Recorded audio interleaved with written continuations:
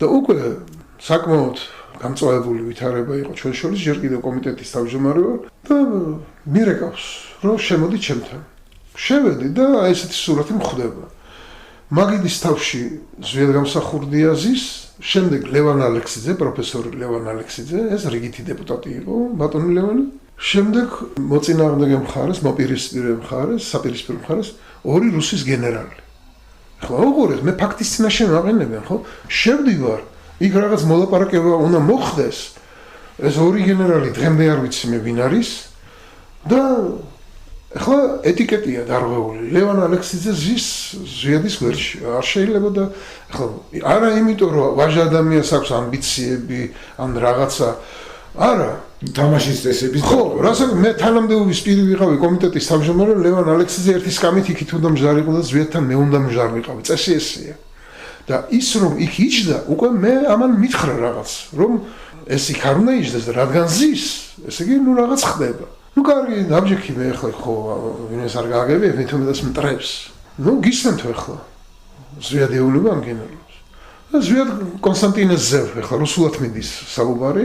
ზვიად კონსტანტინეზევ ჩვენო გვინდა თუ შემოგთავაზოთ ამ ემისი რა ქვია სამხრეთ ოსეთის ესე იხსენიებენ ესენი როცა არ არის სამხრეთ ოსეთი ამის კონფლიქტის გადაწყვეტის ვარიანტის შემოგთავაზოთ და სამშვიდობო ჯარებს ჩავაყენებთ. ჯერ კიდევ როდის უყურეთ სამშვიდობო ჯარებს?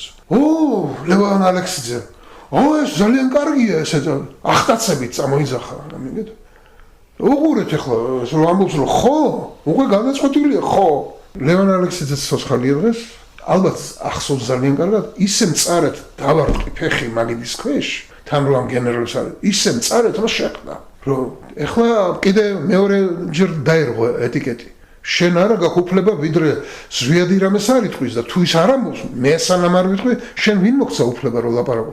მე რა რომ შენ პროფესორი ხარ და კგბ-ს პოლკოვნიკი ხარ, გაეროში ნამუშევარი, ხო ეს არაფერს არ ნიშნავს, აბსოლუტურად არაფერს არ ნიშნავს. სხვათა შორის მას არ სახელმწიფოს უნდა გადაწყვეტოს. ხო, მე არ მინდა წამოძახებასავით ვინმე ჩამითვალოს ლევან ალექსიძეს რომ ის კგბ-ს ოფიცერი იყო, არასდროს არ დაუმალავს. იყო გაეროში და თანამდებობით ეკუთვნოდა და იყო. არ დაუმალავს ახლა ეს რაც სამაგისო არ დაუკარგო. მაგრამ აქ იყო ცუდი თამაში.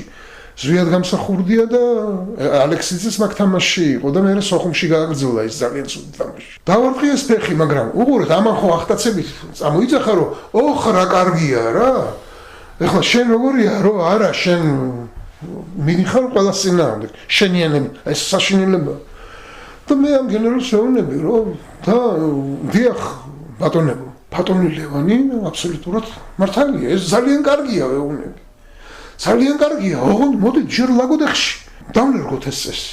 და თუ გაამართლა, გადავიდანოთ მე ცხინვალში თქო. და უყურეთ ახლა, უყურეთ რა არათანაბარ ნიპონელი ვაჟა გიორგიევიჩი, იმათმა ჩემი მამის სახელიც კი იციან და სახელი. და მე არ ვიცი ვინ არიან. ამ ხო ვის უნდა ჩავეყენებია, ზვიადგამსახურდეს უნდა ჩავეყენებია საქმის ყურში, რომ აი ესეთ გენერალებთან გვაქვს რუსეთის მხარეს. მე არა ვარ საქმის ფაქტის წინაშე მაყენებენ. ანუ ეს წამოიძახებდა, მე თუ ვერ გავბედავდი, როდის გვექნებოდა ჩვენ იქ რუსული ძალები და დღეს იურიდულად გვექნებოდა. და ლაგოდეხი რატო ახსენე? რატო ახსენდა?